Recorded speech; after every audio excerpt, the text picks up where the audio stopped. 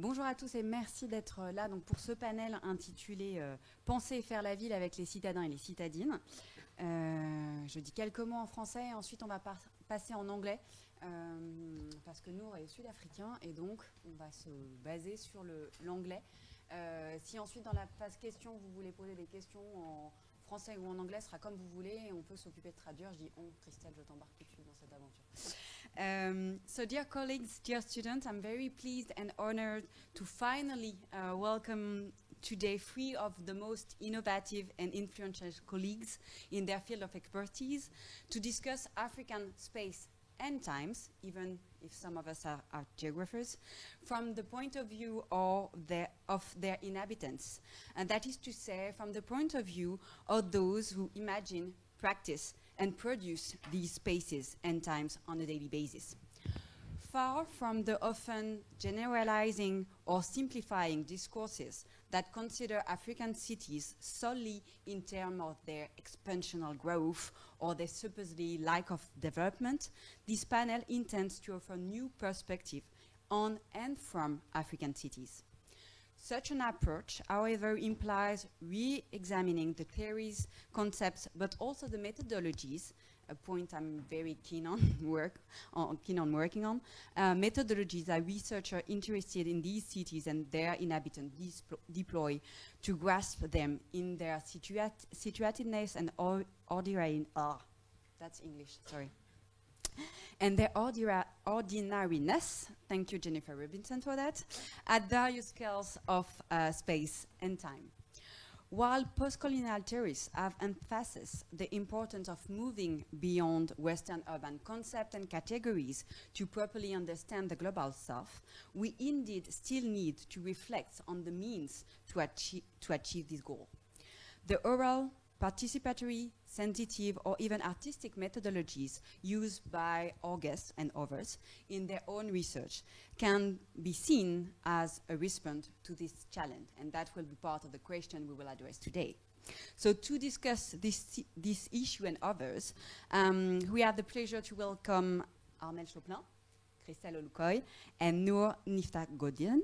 And I will present them so shortly, and then they will present themselves in a creative way also. So first, Armelle. Armelle Choplin is an associate professor in geography at the University of Geneva. She's also a member of the ENS International Scientific Council. Thank you for that. And her research focus, yeah, you forgot about that.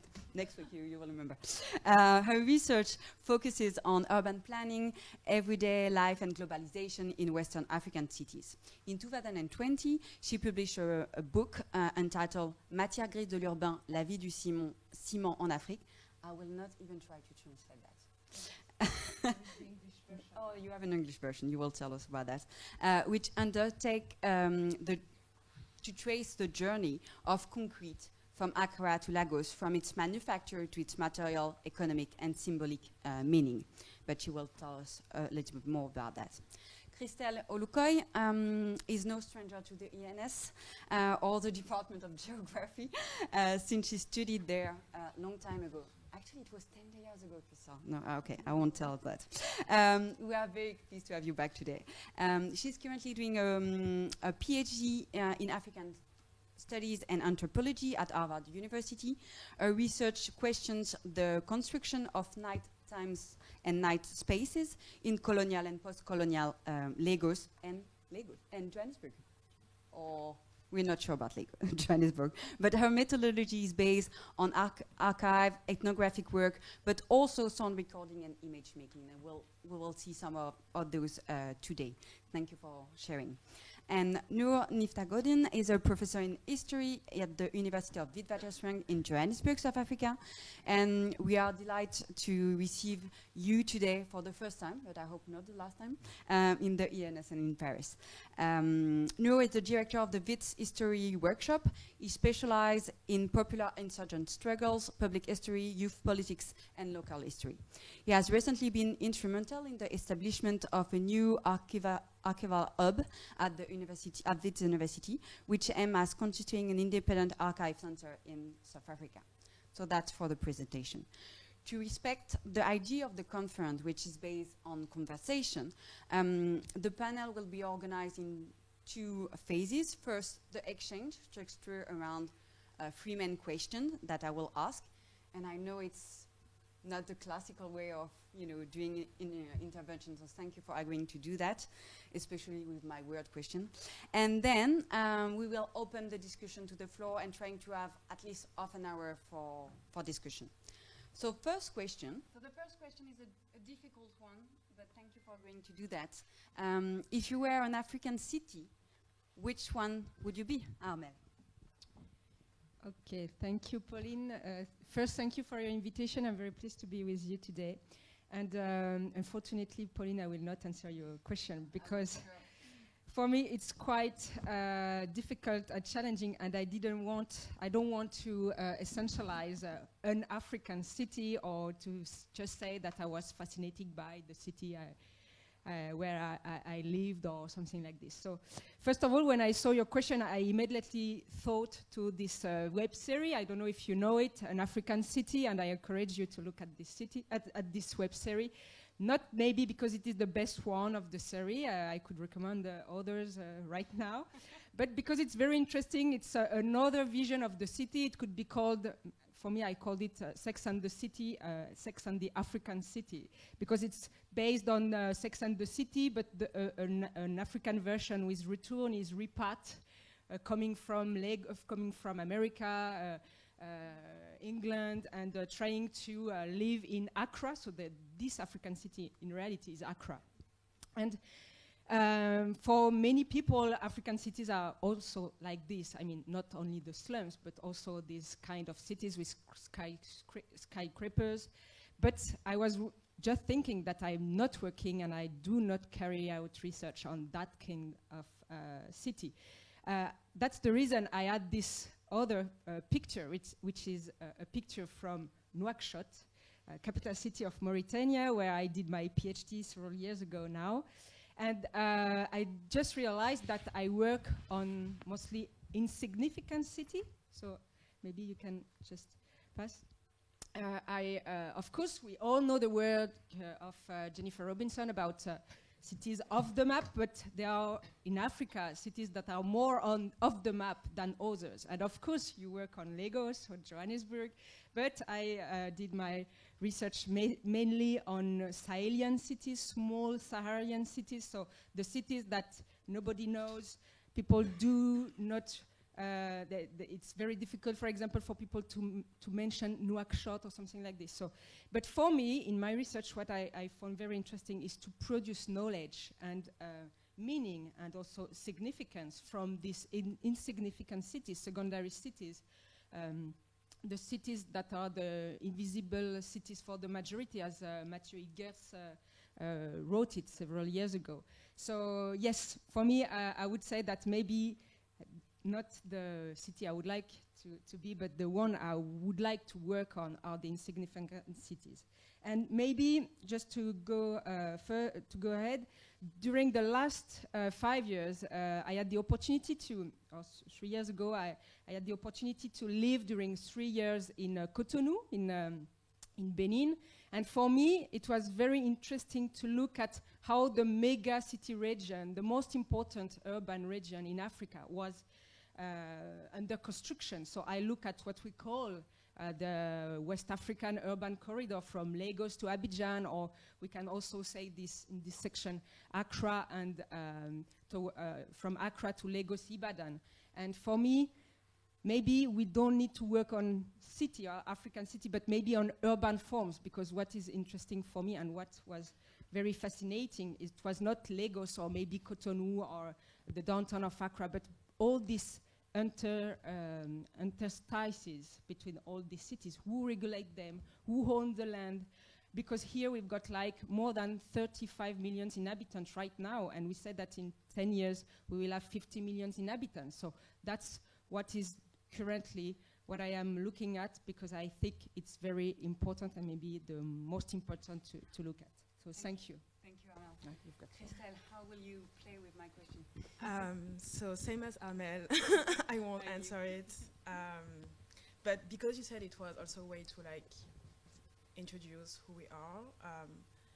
I think for me, I would define an African city as any place, just as a context, I'm in a PhD program that is a Black Studies program, so not necessarily African Studies or African and African American Studies. And I'm thinking about African cities as any place where Black people are and where their labor is and has shaped the dimensions of those urban centers. So that is pretty much everywhere. So I'm going to do it by trajectory or itinerary of the African cities that have shaped me as a researcher. Starting with a suburbs of Paris, which is Vitry-sur-Seine, where the French police, as shown by a number of ethnographies, including Didier Fassin, learns how to deal with the Black minority by reading anthropological theories around African cultures and mores and what we know how those texts are, what the content of those texts are. But that's my first encounter with a certain idea of Africa or African cities or Africanity that has shaped how I see and how I think about my place in making knowledge about the continent or about Blackness in general. And then there is where we are now, which is Paris, where I studied in the 5th arrondissement, and something that was marking for me in relation to place and that idea of African city was Aimé Césaire's family's refusal to be buried in the Pantheon of the Republic of Anti-Blackness, but also what was happening at La Chapelle, where the French police, but also the French government was harassing and martyrizing refugees from countries and from places that had been also destabilized by this government and by this country. And then from there, I did my master's and my first research on Johannesburg in South Africa. And it was also interesting for me as a researcher to think about anti-Blackness in a Black majority country in that sense. And that was also very formative politically. Moving on to New Orleans and Boston, so the US, and thinking about places that we don't necessarily associate with the African continent, but that are instrumental in shaping the very destinies of a number of African lives. And I'm thinking in relationship to Boston, the fact that I study at a university whose endowment is larger than that of the GDP of Tunisia and the GDP of many African countries, who operates as a corporation, calls itself a corporation, and whose policies around land grab and financial speculation have a lot of consequences on daily African lives. And then the last place has been Lagos. And I think Lagos it's been very interesting to me to come to Lagos via South Africa and Johannesburg first. And that's going to shape also some of the directions I take in relation to thinking about Africanity or African cities. But going to a Black majority country where the very idea of race or the very idea of Blackness is more or less silenced, and thinking about how the extent to which anti-Blackness, the extent to which I face anti-Blackness, the extent to which anti-Blackness shapes everyday life in Lagos, but also is denied at every turn, became for me a way to think about the project of African studies as opposed or as distinguished from the project of the study of Africa, and the extent to which a set of texts or a body of knowledge about the African continent is so intent on denying or proposing revisionist knowledge about the impact of colonialism or anti-Blackness on those places. Great, thanks very much, and thank you for the provocation with the question. I should say that my initial reaction was not to answer, but I thought it'd be better to try and live up to the challenge. And what I want to do very briefly is explain how I address the challenge and potentially give an answer. And it also allows for some autobiographical aspects to the question. You introduced me as someone who lives in Johannesburg, but in fact, for those of you who know South Africa, I grew up in Cape Town. And I left Cape Town for 3 reasons. The 2 most important are love and revolution. And the second or third one was a kind of understanding, rightly or wrongly, that Cape Town was and continues to be caught up in a nostalgia, and I'd call it a colonial nostalgia. And I left for Johannesburg at the moment of democracy for love and revolution. And I make that point because for me, as an immigrant in Johannesburg, I believe that I probably embody the essence of Johannesburg. Johannesburg is a profoundly immigrant city and continues to reinvent itself in complicated ways, which I will elaborate on in the second and third part of our conversation. But there's that intensity that comes with the constant reinvention and the possibilities that that hold, hence the question of revolution, about what is possible in an African city. And my migration to Johannesburg at the moment of democracy, moving away from the colonial nostalgia of Cape Town, was also about signaling the possibility of a city in South Africa which imagines itself as quite exceptional and different from the rest of the continent, but to be in a place that very quickly imagined itself as being the most African city on the African continent. Now, there's a certain arrogance about that in South Africa that comes from its exceptionalism. Nonetheless, Johannesburg has more immigrants from other parts of the continent than any other city on the continent. In that sense, Johannesburg aspires to be and has to some degree what Mbembe has called an Afropolitan character about it. But of course, and I will come back to this later, there are enormous difficulties with that assertion of being Afropolitan. And so the answer to your question, I was explaining the process, is a desire to in fact be in a place in my country that aspires to be part of Africa. And that relationship is a complex relationship, but it's an aspiration. And its character, the people who live there, have grown to be more Afropolitan. And for me, what is particularly interesting about that dimension, which I will speak to a little later, is the constant reconfiguration and the revolutionary possibilities that exist in that constant reconfiguration. The opposite also exists, and sometimes when people imagine it's the opposite that is predominant rather than the aspiration. The second question, more classical, and really going back to basically what motivates you in starting working in what you're working, because that's also what I wanted for that panel, like not, like very different point of view, not only based on discipline, but also on, the way you come to construct what is now what you're working on.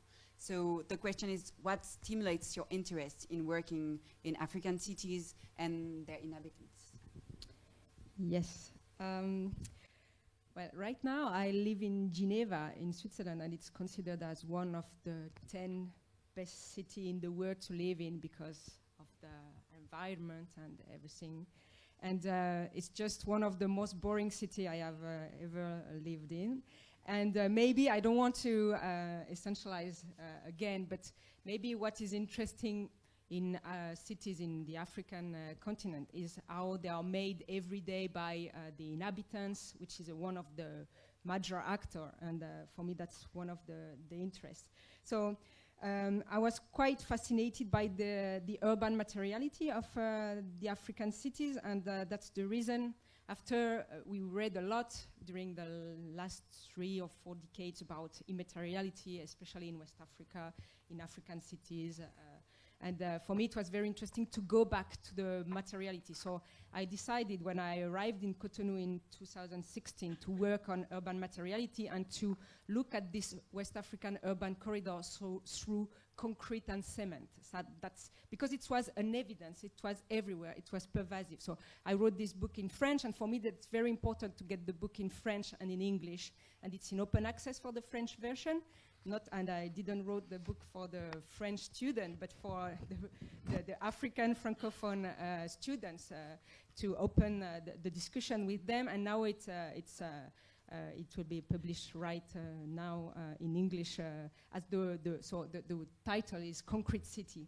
And because for me, and it's quite an ambiguity, we don't think as the African cities as a concrete city, because usually we think to slums or something like this, or I mean people who don't know Africa think about that. And for me it was very interesting to look at concrete as something that epitomizes political issues, social issues, environmental issues. You mentioned just before the importance of the environment and the question of concrete. So you produce housing for the poor, but at the end you produce an uninhabitable city. So that's and an uninhabitable planet. So it's an important issue. So yeah, maybe you can go to the second, the other one. So for me, I told you cement was everywhere along the corridor.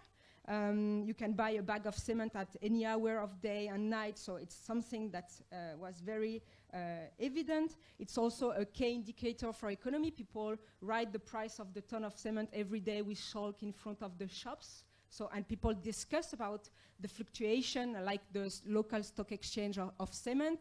And it's, of course, a symbol of success, of modernity. You can measure the success and the position in the society of someone regarding the tons of cement he has poured. So it was something very important and very mundane. So, but when I tried to investigate on that subject, it was also something very secret when you try to discuss with the cement companies, with the politicians. So very interesting to look at this mundane object and how it was it has a political, economic, and also social life in West Africa. So what struck me, yes, please, is that how cement and concrete, which were considered as a colonial material, has been Africanized through this man, of course, Aliko Dangote. We all know him. Is the cement magnate, the richest man in Africa, and the 25th maybe regarding Forbes this year, richest man in the world. And he has transformed this colonial material into something considered now as an African product made in Africa, opening cement plants in West Africa. And you can see here with the VIP Dangote wax. Now you can buy it. So there is this reappropriation about how it has become something very important in the society, and also linked to patriotism and to the national identity. So concrete, cement, African citizens are very proud about this production, what is considered as a local production. We could discuss about is it local or not. But for me, it was very interesting to look at this political life of cement and how it changed the geopolitics of Africa, and how now also through cement, and I live in Switzerland, the country of Le Corbusier and Holcim, and now they are all looking at Africa as the new frontier for capitalism, for development, for infrastructure, and that's not this continent forgotten. Now it's what they want to be. So that was very amazing. And in one part of my research and of my book, I take into consideration the social life of cement and of concrete, because it's an affectively charged material. We know that now, for example, in Benin, when you are in love with a man or a woman, you just to prove your commitment, your engagement, you just offer bags of cement. So it's something very at the core of social relations. Even for women, I discovered, and I was very struck about that women are not absent of the construction sector. They know the price of the bags of cement because everyone knows that. They know how to build a house and how to make concrete because you've got pictograms on cement bags, so you don't need to know to read, or even if you are an alphabet, you know how to make concrete. And you can. When I ask to my students, even in urban planning classes, they don't know how to make concrete. And it's also something that is important to build as a way also for emancipate from the family, from main domination. So something that was very important also to investigate. And of course, for poor people, we know that in the slums, it's always very striking to look at people who invest so much money building with concrete, even if they don't have the paper, if it's illegal. And they told me that for them, it was also a way to be here to legitimate his presence or their presence in the city. So my book is not a manifesto against concrete. Of course, I discuss the environmental issue and what we will, the word that is coming, but it's also trying to unravel all these aspects of cement that we can see here, and also the urban imaginaries that are being drawn and today, because as we can see, this kind of house that is what the Afropolitan, we could say, elite would like to be the owner. It's also a closed world toward the self-contained apartment, towards something very, there is the concrete wall to separate them from the others. So it's also rising issues about what is the city living or the everyday living in the city altogether when you've got all this concrete behind the people. And maybe the last slide on that subject, you have heard maybe that in March Francis Kéré has won the Pritzker Prize, so it's something very important. It's like the Nobel for architecture. And Francis Kéré, of course, is not the architect known for the building in concrete, but building in earth and with wood sometimes, so a more frugal approach of architecture. And it's, of course, a very important symbol for African, of course, because it's the first time that an African architect win the Pritzker. So it's also the first time that African architecture can be on the map of the international architecture. So it's a strong symbol, and also for local young architects, African architects, who were always inspired by, I don't know, Le Corbusier and Sons and Rogers and like this. And now they can be also proud to follow the path that Francis Kéré has just opened. And just to conclude, I am trying to make links between all these kind of communities, action initiatives which try to build differently in West Africa and in Europe, because the issues are quite the same. How we build with wood, how we try to build with less concrete and something like this. So now there is I think that we can really learn from West Africa, from African cities and local materials and vernacular architecture, as it has just been recognized right now. Thank you. Yes, thank you. The slides are just images that I took during my fieldwork. So I wasn't sure how to answer this question around, like all the questions you're asking are very challenging, around what stimulates my interest in African cities. And I think part of the difficulty was that I don't think that I'm necessarily interested in this idea of or invested in this idea of African cities, as my answer to the first question also showed.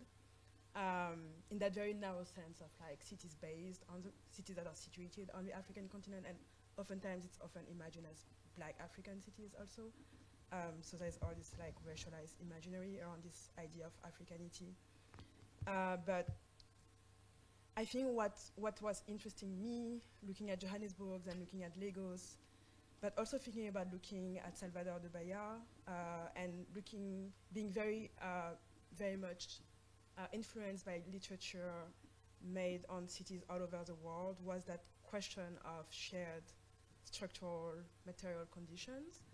And it goes back to that anecdote I was talking about of the French police looking at anthropological literature and trying to figure out, how do I deal with this Black kid in Vitry-sur-Seine?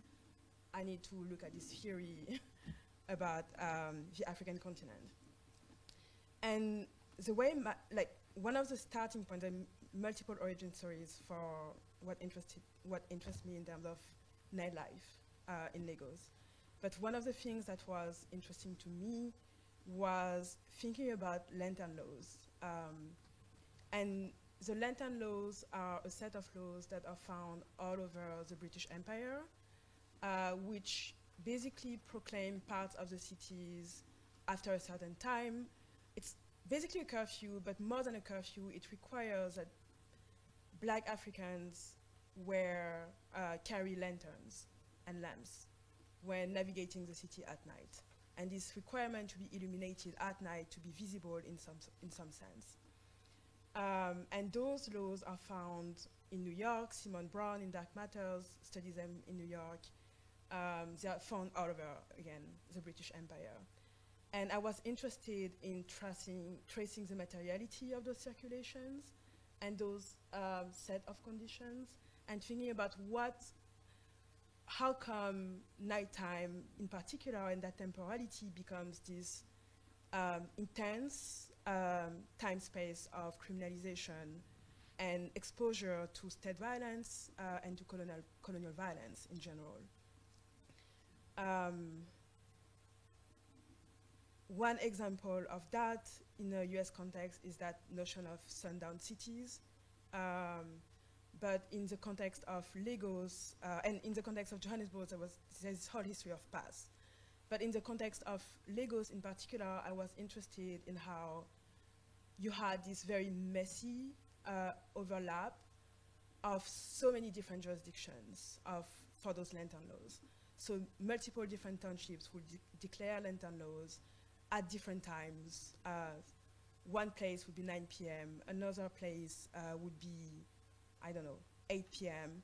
And then as an individual navigating the colonial city, it becomes very difficult to understand where you can be and where you cannot be at a specific time in space. And it creates also that relationship to nighttime as that time space of suspicion and danger, where you can always be arrested, questioned, where your presence is always already suspicious. But it also becomes that time space where people also try to resist and reclaim, and that time space where, because so many things were outlawed by the colonial state, legal scholar Mary talks about this criminalization of everyday life. Because of that, it also means that forms of subversion and forms of stealth and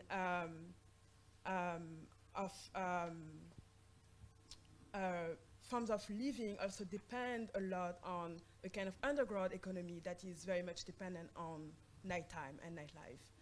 So my interest in nighttime, nightlife was not necessarily in the sense of like entertainment that takes place at night, this kind of like industrial capitalist meaning of nightlife, but mostly about how nighttime becomes that space-time that sustains lives in the context of criminalization of nighttime.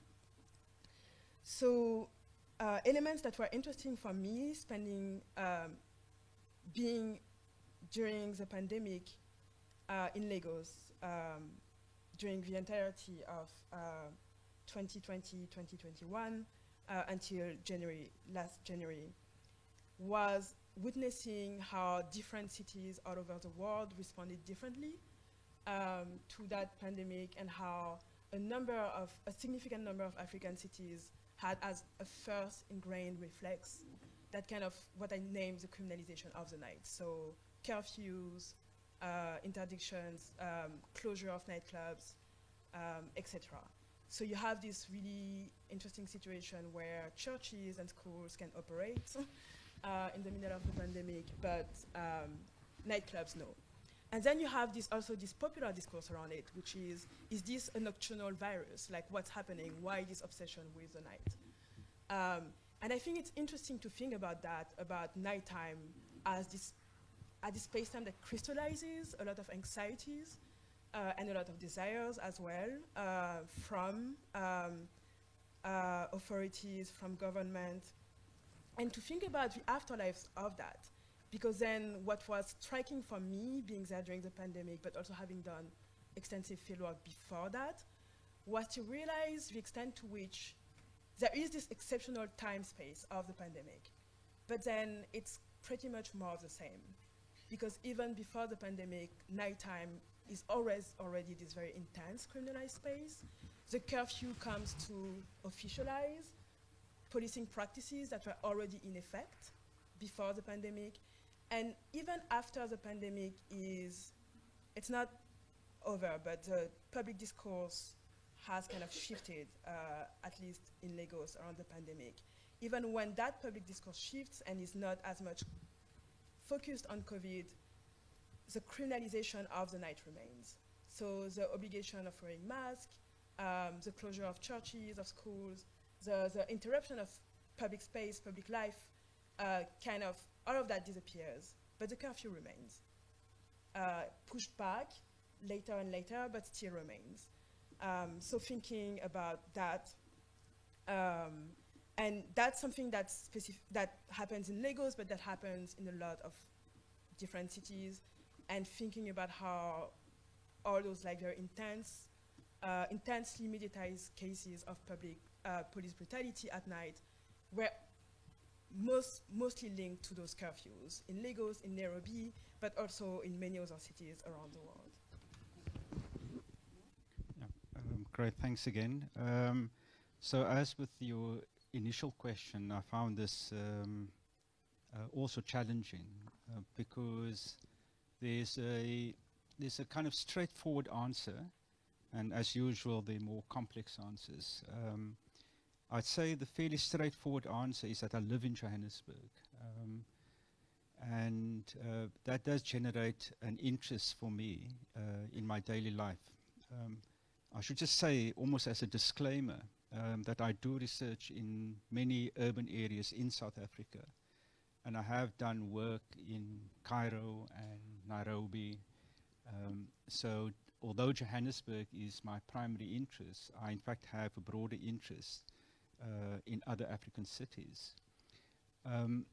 But I'd say as an initial response that there are probably two overarching reasons that draw me back into Johannesburg. The first is I believe that Johannesburg has the possibility of helping us reimagine what the urban should be.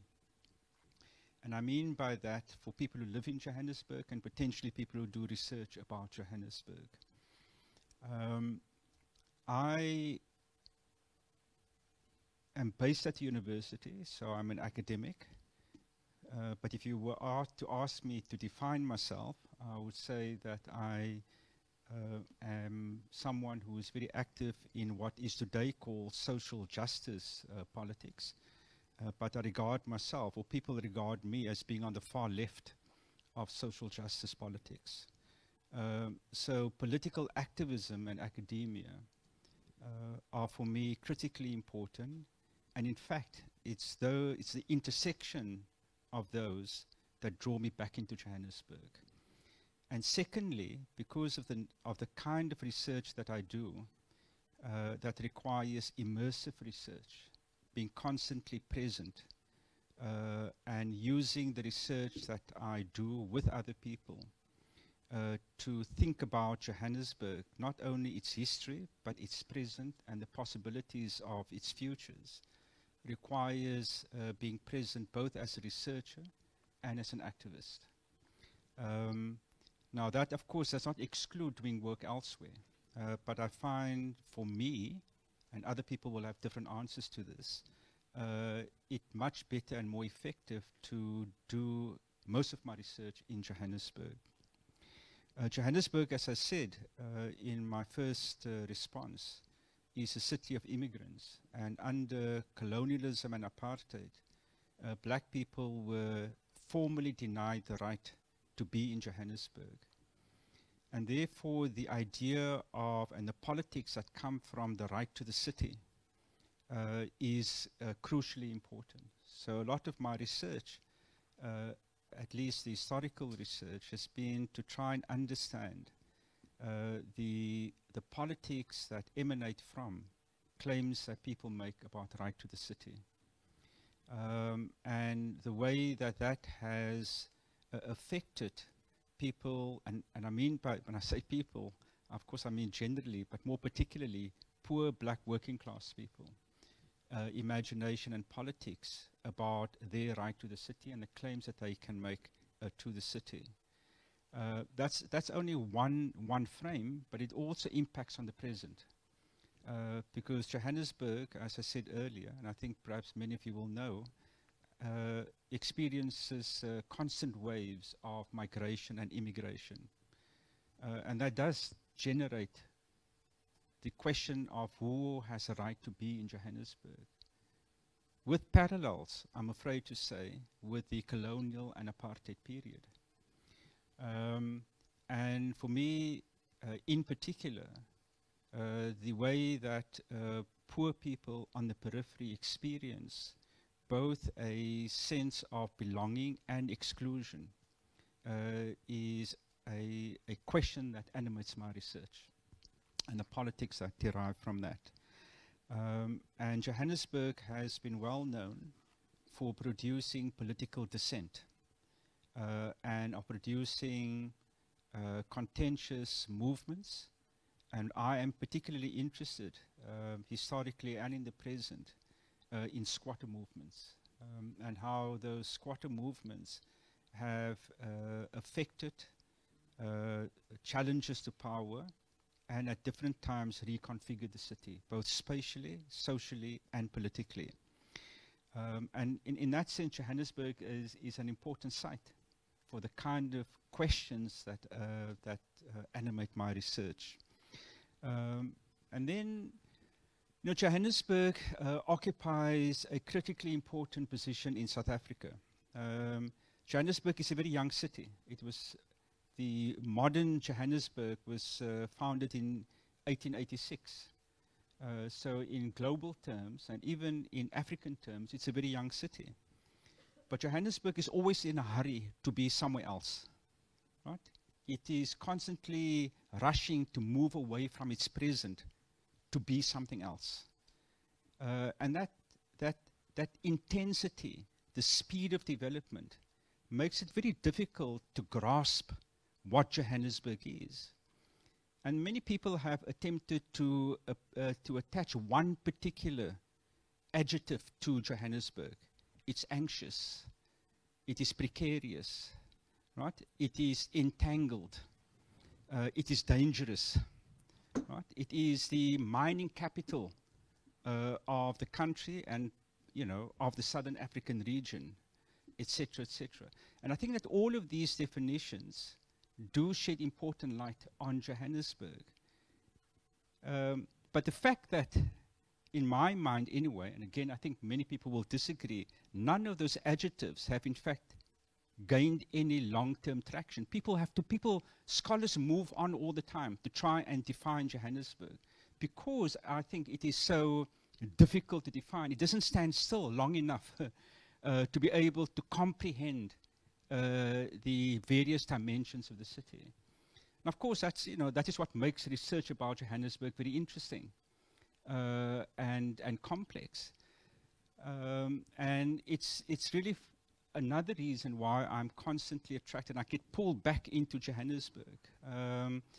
It's not because I think that historians have a particular special insight to be able to define any place, including Johannesburg.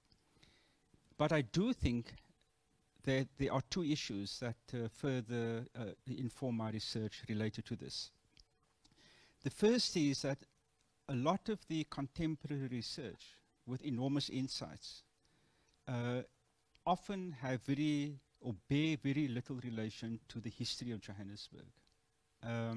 It's about the contemporary, and the contemporary being the post-1994 or the democratic era. And again, those insights are interesting, but they delinked, disarticulated from the kinds of histories that I try to do and other people try to do. And then finally, I think that a lot of this contemporary research reinforces the center-periphery idea of Johannesburg.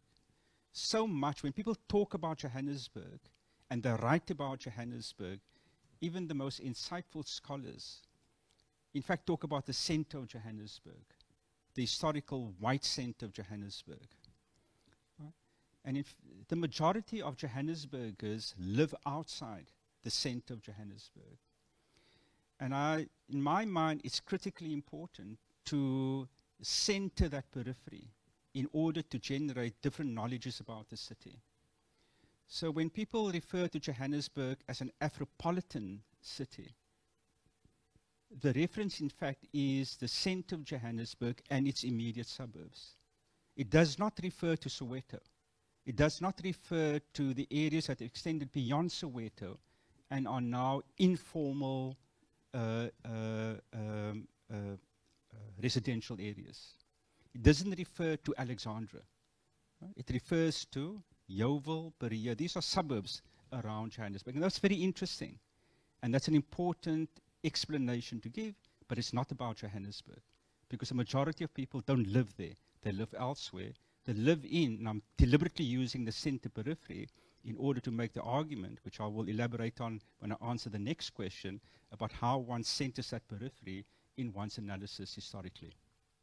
Once you define your own subject or area of research, of way of doing research, what methodologies do you use to work on those urban space, and more importantly, maybe also not only on, but with the inhabitants, with the people who inhabit these space? Armelle. Thank you, Pauline. I was quite embarrassed with this word creative, because I'm not sure that I am doing and using creative methodologies. So regarding concrete, it was not really creative. I mean, I just followed the bags of cement from the quarry to the construction sites. So it was not really the follow the thing approach, classical, that I have also and before implemented with my colleague Olivier Pliez in a former book called La mondialisation des pauvres. So it was not very creative. So I said, okay, I need to find something else. So I would like to share with you a project that I have implemented in Cotonou with a fab lab called the Blow Lab and with the OpenStreetMap community. So when I was fed up with concrete in Cotonou, I was studying with other colleagues from the ERD, a precarious neighborhood, what we call a slum. And this slum is quite particular because it's really on the downtown, in really a strategical position near the channel of Cotonou, and it's like 2 kilometers from the presidential palace, so it's very strategical place, and it's also the autochthonous, the indigenous communities who are living there. And the first time I arrived in the neighborhood, maybe the next slide, I was just going with one of my colleagues from the ERD working on disease with rats and something like this. And I just, when I was back, I look at the official map I had on my at home, and I just realized that these slums or this area didn't exist on the map. So I was quite surprised, and it did not exist on the official map, but also on the Google map. But when you look at the Google Earth map, of course, it exists, and it was 7,000 inhabitants living there. So I was quite stricken. And after I discussed with the chief, and we spent many, many times here, and he asked me to provide him some computers. I said, okay, but it will be difficult in a slum without electricity. But he told me, yeah, we really need a computer. So I decided with them and with the young people that we met here, and we spent many, many months before implementing this project. I just have to precise that with 10,000 euros we did that, because it's important regarding other very important budget from the other donors. So with the ERD budget, 10,000 euros, first we wanted to create and to make these computers available for young people. So we did do it yourself, and we recycled former computers. So the Fab Lab has trained local young people to recycle former computer and to create 70 new ones. So it was the first part of the project. The second one was to map the slum with the inhabitants. So the OpenStreetMap community come and train the inhabitants to register maps, points, very important places in the neighborhoods. And after, the third step was to track the trash, because we are in a slum where people are using trashes to create like landfill. And it was very important to understand where, from which part of the city, all this trash were coming. So at the end of the project, we realized this map. Yes, you can go on. And it was very important. So a map produced with the inhabitants, by them, they add the local toponyms with many, many conflicts. No, it's my street, no, it's my one, it's mine. So, and we officially gave the map to the local chief, and for him it was very important. And we've got a video, you can look at it, a 5 minutes video. And he says, yeah, now I'm a real chief because my neighbor exists on the map, and it's important because I can go to the municipality to ask for them for basic services, because before they just said that we didn't exist. And it's also a crucial place because a highway is to be constructed here, and now when you've got this map, you can go and negotiate with the local authorities to say, yes, we are part of the city, we exist on the map. And now Google Map has taken the OpenStreetMap map, and now they officially exist even on the Google Map, on the Google Map. So it was, yes, it was one of the I don't have time to discuss, but we can go back on that after. And maybe I would like to share another, yes.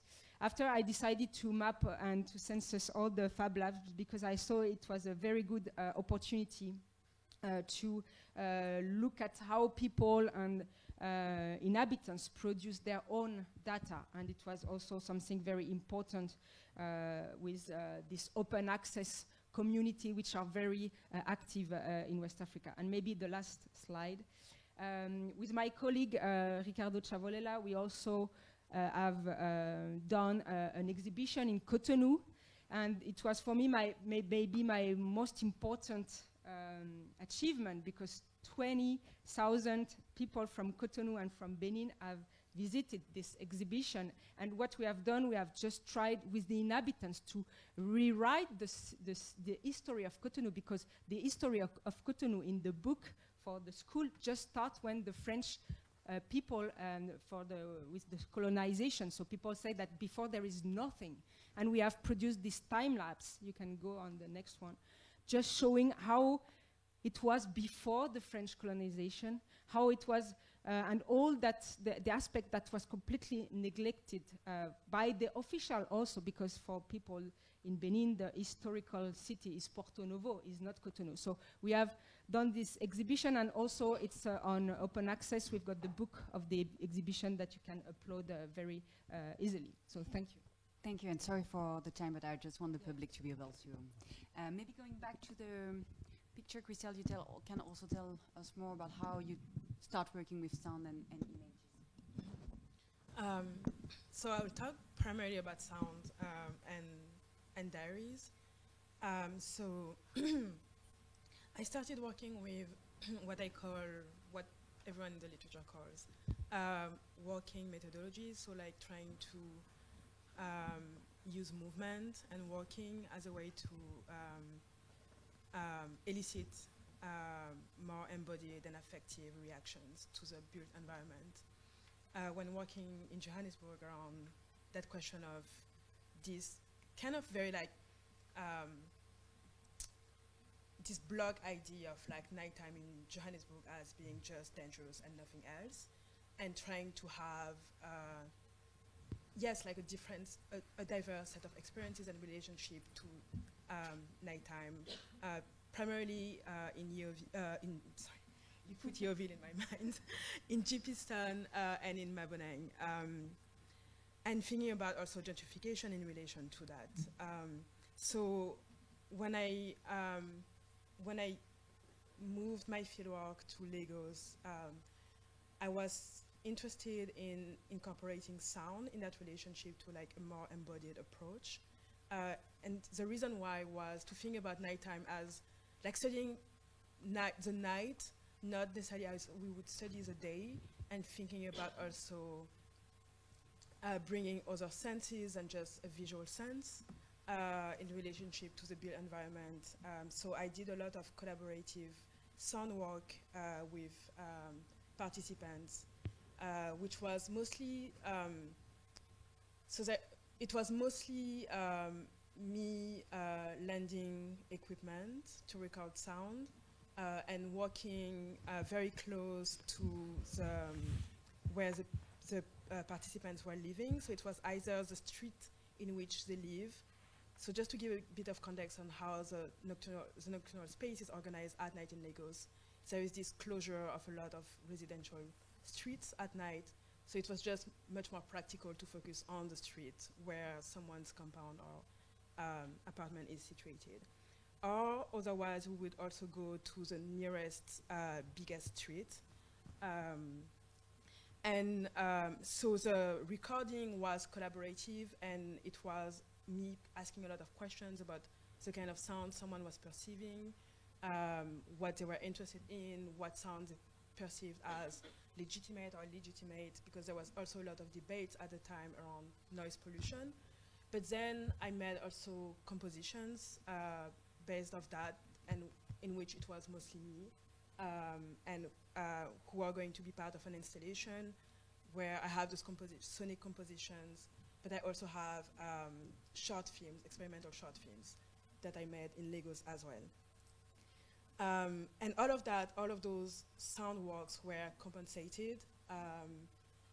And it was very important for me to think about that material dimension of methodologies, especially at the time it was also, at some point, part of the methodology happened during COVID.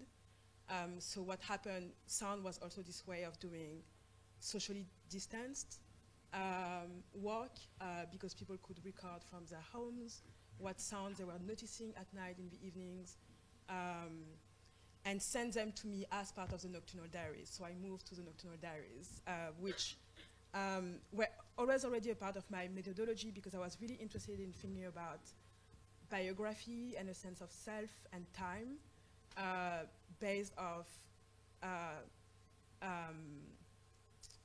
activities that take place at night. So how can one trace a history of living in Lagos through the different nocturnal activities and the evolution of the shifting nocturnal practices across time. So the Nocturnal Diaries was 1 month where participants that had accepted and who were also compensated for that would write what they were doing every night. And it was an actual physical diary, but also like so maps, drawings, and also like sound voice notes that they would send. So there was like a dematerialized aspect to it. Yes, I will stop here. We're out of time. Yeah, it's fine.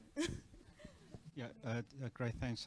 I'm going to be quite brief and make 3 or 4 points in a very telegraphic way. I should say that I was very worried when you used the word innovative, because I'm not sure that what we do is at all innovative. But I head a research unit called the History Workshop at our university. And the History Workshop comes out of a movement, mainly from the UK and to some extent the US, of the late 60s, 1970s, that produced social history. And in South Africa, the social history movement was always attached to the anti-apartheid movement and aspired to uncover the hidden histories of the black majority. And so there's a long tradition of writing histories about people, about poor black people, but very little, in fact, co-production of histories with those people. What we have given more attention to, well, even though in the 1980s there was a people's history movement, has been to give far greater attention to the co-production of histories. We always face a dilemma because we get approached, weekly by various groups, trade unions, church groups, sports organizations, communities, to assist them in writing their own histories. And the first challenge we face is that people want us to write a book because a book has authority. And if someone like me writes a book, then people imagine that their histories will be in place for posterity and it will have authority.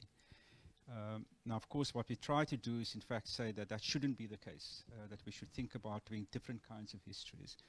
And I don't want to, I'm just going to say this, that both what you've spoken about is precisely the kinds of things that we also try to do in terms of exhibitions, using sound, creating documentaries and the like. This does require long-term investment in areas. In one case, I've been working in one community for nearly 20 years. And what that allows us to do is to constantly revise the histories and for people to emphasize different aspects of the histories. And I want to just mention two things, for conversation. When we started working in this area, which is Alexandra, in the northern suburbs of Johannesburg, it was in the early 2000s. And it was very clear to us then that many people attached their personal narratives as well as the narratives and histories of their communities to the liberation movement. And so that their histories became echoes of a teleological liberation history. And it's been interesting to notice in working with people and giving attention to the quotidian experiences, to sports, to culture, to boxing, to dance, to music, to nightlife, in fact. And very importantly, I have many students who are doing research on nightlife in different parts of Johannesburg that produce different kinds of insights into particularly young people's navigation of the city and of the histories. In that process, what one has witnessed, not only by giving attention to the quotidian experience, but as South Africa's democratic politics has changed and become more complicated, and the problems of the democratic state have become more evident. The way that people have produced their own histories has led to a disarticulation of the personal narratives, of the community histories from that main national liberation history. And in my mind, co-producing these histories has made it more possible to be aware and attentive to these complex processes of disarticulation. Of course, the key way of doing that is, at least in the way that we do it, is through oral history, life histories. And oral history in our practice is a critical part of a co-production of knowledge, where the interview is not an extractive process of knowledge although it also has that element, because I go away and I do write articles, but there's another practice of oral history, which is about co-production, and what one does with that co-production, how one works with the material as a space in which these constant challenges of the power dynamics between me, the researcher, and the subject of my research. And part of that process is to allow the apparent subject to become the authors of their own histories. And that creates a different dynamic. But I do want to say that these are aspirations that are not always met, because there are many complications, and I may want to invert the power dynamics, but those power dynamics remain often remain largely intact. And so the penultimate point I want to make, and I'm making these things very briefly, because you did allude to this in your introduction at the beginning, is the project of creating archives. And the oral history is critically important. The archives in South Africa, the official archives, are in crisis, and therefore we are part of a broader process of, one, creating more independent archives, but also assisting groups, communities, organizations, trade unions, social movements to create their own archives on their own terms. And digitizing archives is an important part of that. But critically important, and this is really my parting shot, is that creating archives and co-producing histories is, in my mind, is a critically important part of social movement building. And in a very particular way, it is about ensuring that particularly young people coming into movements learn and understand the lessons of their predecessors, of the antecedents, in understanding how to build movements in order to develop more radical politics in their communities and organizations. Thanks. Thank you, and thank you for raising this idea of this problem, actually, or issue of ethics when we're talking about methodology, of course. The various dimensions by which you've presented the kind of understanding the dynamics of urban existence in Africa is absolutely fascinating and complementary. And I'd like you perhaps to take it a bit further to understand the issue of the meaning of an urban citizen in Africa in the context of the dynamics of exclusion and inclusion. And here I'm thinking of not only the materiality of it, the changing nature of the kind of spatial temporal dimensions of urban life, and the embedded inequities, including the ability to write your own history or not, in terms of actually having the claims to citizenship, both as a social citizen, as an economic citizen, as a political citizen in an urban area. And it brings to mind some of the work of my colleague, Martin Murray, who's drawn on the issue of the nature of the global dynamics and creating of global spaces within urban areas, which is also a mechanism of exclusion, and also the dynamics associated with the securitization of areas for purposes of capital accumulation, purposes of creating viable economic spaces for elites in the world to participate within the urban life and to then tap on the resources, which creates its own dynamic of inclusion and exclusion. So a lot of themes and things I've thrown out there, but I'd love to hear all of your very complimentary and interesting insights into the different dimensions of this issue in Africa. Thanks. Thank you. Who wants to start? No? Yeah, I mean, I can offer a couple of responses. I was going to say something in particular about Johannesburg and then related to Martin's work. I think that the key problem in South Africa at the moment is, of course, inequality. And one manifestation of that, although it can't be reduced to inequality, is rising xenophobia, which speaks powerfully to that character of Johannesburg, of being immigrant, of welcoming people, but simultaneously engaging in processes and politics of exclusion, which is profoundly influenced by the nature of Johannesburg's place in the global circuit of capitalism, as principally, even though it claims to be, and in fact is to some extent, the finance capital of the region, if not of the continent, but it remains firmly embedded in extractive industries and linked to global circuits of capital. And what that produces and reproduces, in fact, are old forms of exclusion, of exploitation, which manifests itself in the geography of Johannesburg in sort of on a broad canvas. But as Martin Murray shows with the securitization, how in particular suburbs, those processes become concentrated and one has different or new forms of accumulation through, for example, the security industry and how that is linked to, to processes of capital accumulation. So I think that in that context, and this is why, to emphasize the point I made earlier about the importance of Johannesburg, these processes are more concentrated in Johannesburg than I think in any other city. Okay?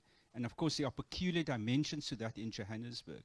So the question that you raise and about what is the urban citizen, I think is of course a complicated question.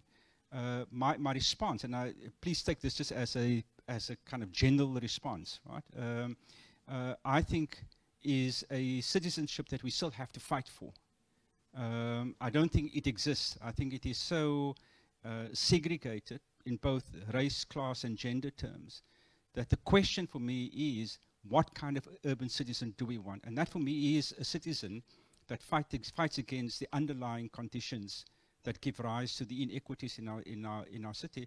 It is, and I know it's not very popular to say this, but it's capitalism, right?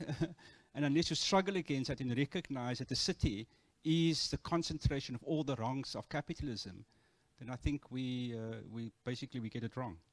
I don't necessarily have an answer to that, but I mostly have a reframing to some extent where I think it's interesting also to think about how those terms, urban citizen, exclusion, inequity, also impose a certain frame to understand the predicament of people living in those places, which is a liberal frame, a neoliberal frame of the juridical subject, which is a citizen, which doesn't necessarily, for me, isn't necessarily useful or doesn't necessarily work to understand processes of exploitation and domination, which is why I prefer terms such as exploitation and domination, which was for me much clearer than inequity, which what does that even mean? And inequity also presupposes, and exclusion as well, presupposes that the order in which we exist is an order in which it makes sense to participate, an order in which people want to be included and to be a part of, or should want. And sometimes that's the case, but that's not necessarily the case, so I think it's important to also leave the space for that.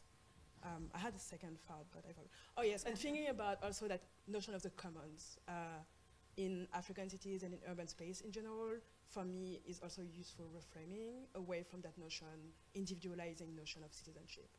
And what do we mean by commons and public good?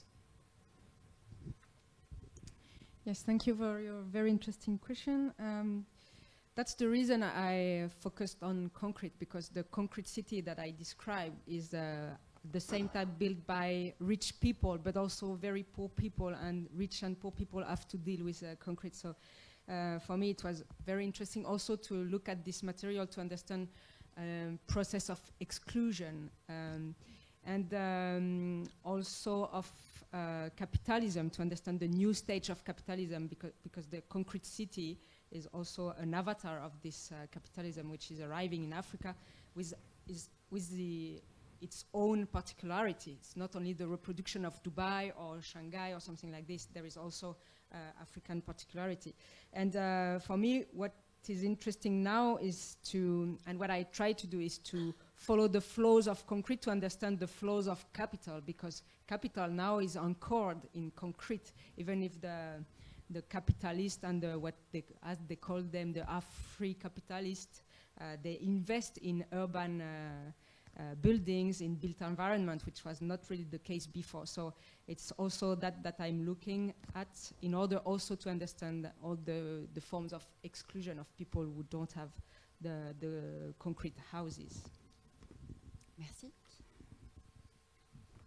S'il y a plusieurs questions, on peut aussi en prendre plusieurs à la fois.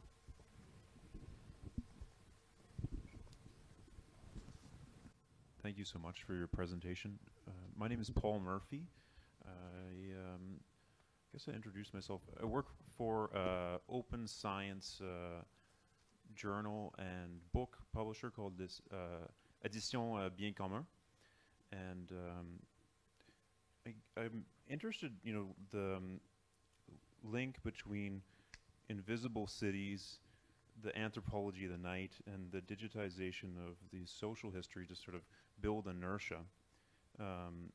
For something, maybe we could go back to the previous presentation of the future of Africa, and this is something that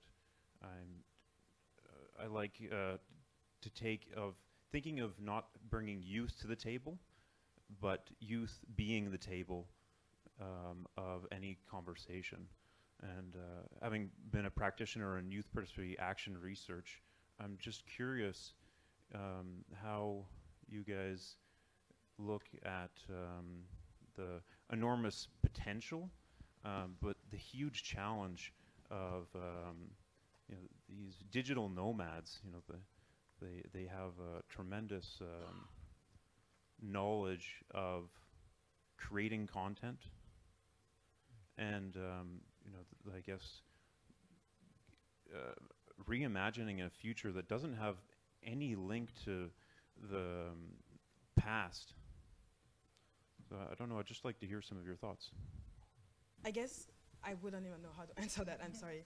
But the immediate thing that comes to mind when you're thinking about this question of digital nomads and dematerialization is ENS-PSL and how important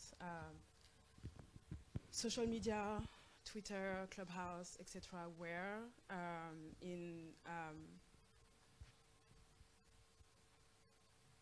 I guess disseminating information, but also for forms of organizing, because there were actual Clubhouse rooms where people would discuss the logistics of protest. But then, and also to mobilize a diaspora and mobilize for some segment of the protest this idea of an international community, and also mobilize in the case of FEMCO, the organization that was structuring a lot of the protests, to organize some of the logistics via funds and monetary transfers using dematerialized forms of money as well to fund those protests. So there was all of this very interesting aspect. But I do think, I am skeptical on the emphasis on that dematerialized aspect without thinking about how it was linked to very concrete forms of organizing on place, but also to the past.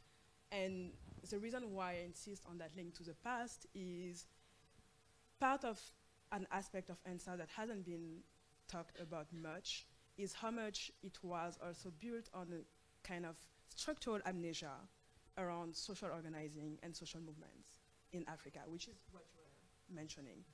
And structural amnesia because one of the main slogans was "so it's okay," and we are not our parents' generations, which when we know what the parent generations of current protesters on the streets went through at the ends of military dictatorships and the kind of repressions of very organized social movements of leftist and syndicalist movement, doesn't make much sense. But there is a kind of structural amnesia that has to do with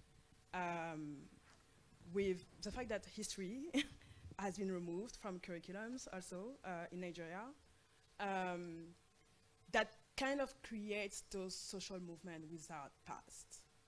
And this illusion that you're facing, that we are facing the predicament we are facing because people in the past didn't fight enough or were, I don't know, submissive to military dictatorships or not interested in speaking up So I think it's important to think about the youth, but it's also, I think it also often becomes this kind of abstracted category that allows for those kind of amnesic moves in relationship to African history. If I can offer a quick response in two parts. The question of youth, and in the work that I do, is a particularly important challenge. And I find it very difficult to give a very positive answer to your question.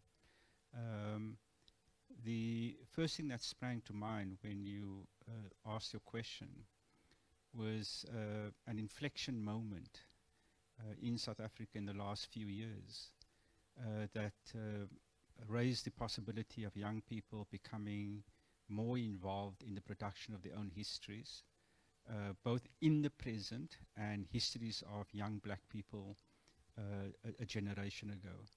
And that was during the Fees Must Fall movement of 2015 to 2017, when university students protested for a year or 2 years around fees. On the one hand, they critiqued a previous young generation and made real connections to the politics of that previous young generation. And so there appeared to be the possibility of getting that, the more contemporary generation, to think with an older generation because of their critique. At the same time, I tried, and I have to say this was one of my most spectacular failures, to get that generation of the Fees Must Fall students precisely to do what young people in Tahrir Square did. And that was to record and archive their protest movement for posterity, to be involved in recording their own histories as they were making history. And the reason why it failed, it's not because the argument is not a valid argument, but when you're making a revolution, the last thing you think about is an archive. And so even though they precisely had the technology, the know-how, they were, you know, light years ahead of me in terms of digital knowledge and know-how.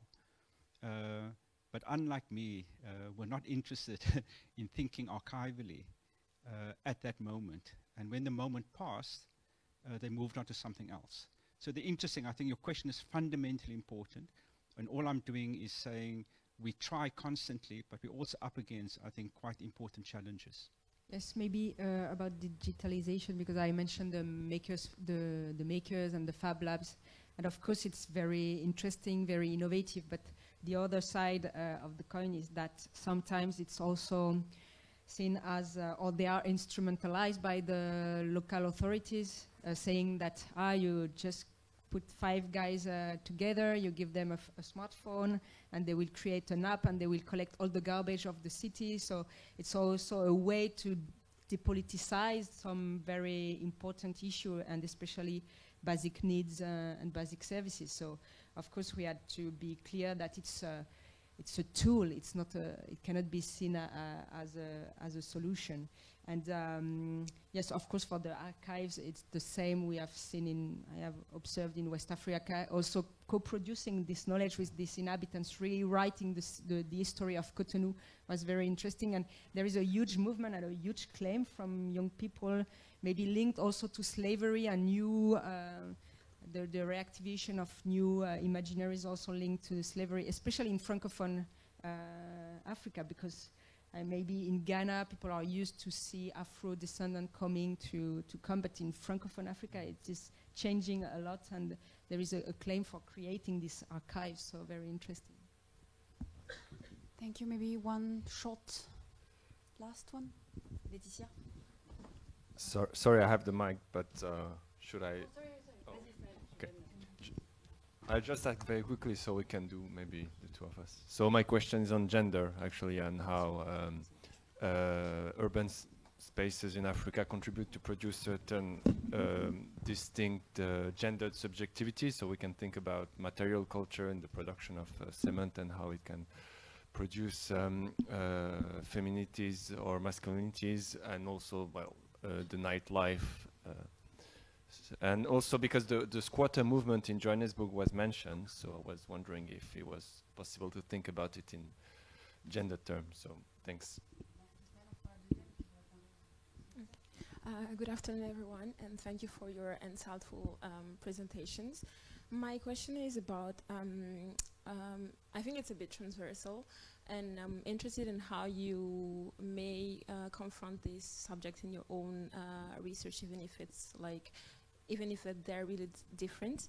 And I'm interested in how you think that a specific group of people in Africa, which are internally displaced people, and also marginalized communities like street kids and old people who have no families which can take care of them, inhabit and produce the city.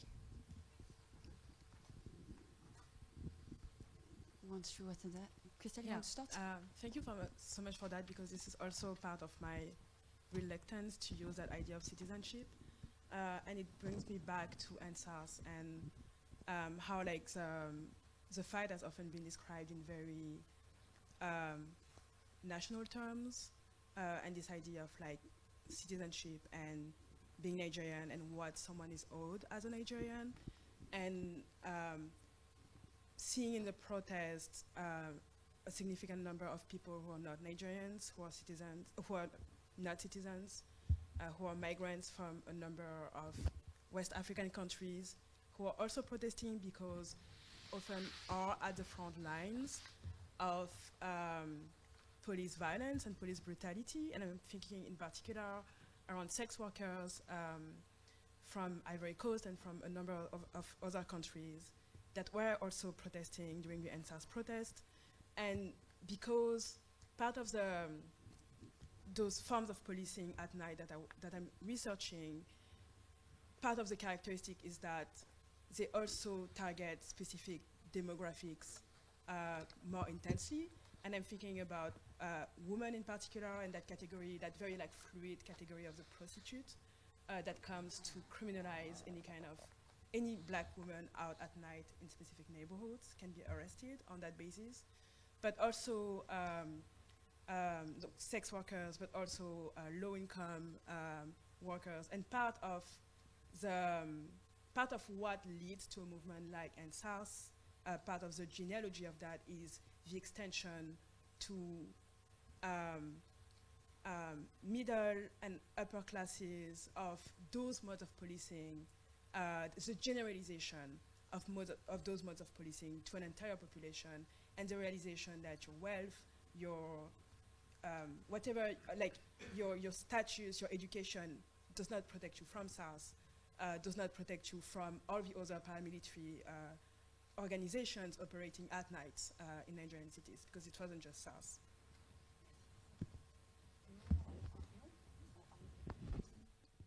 So yeah, I will just respond to that. I broadly endorse the response that you've given. This is fundamentally important, the gender question and thinking about gender subjectivities.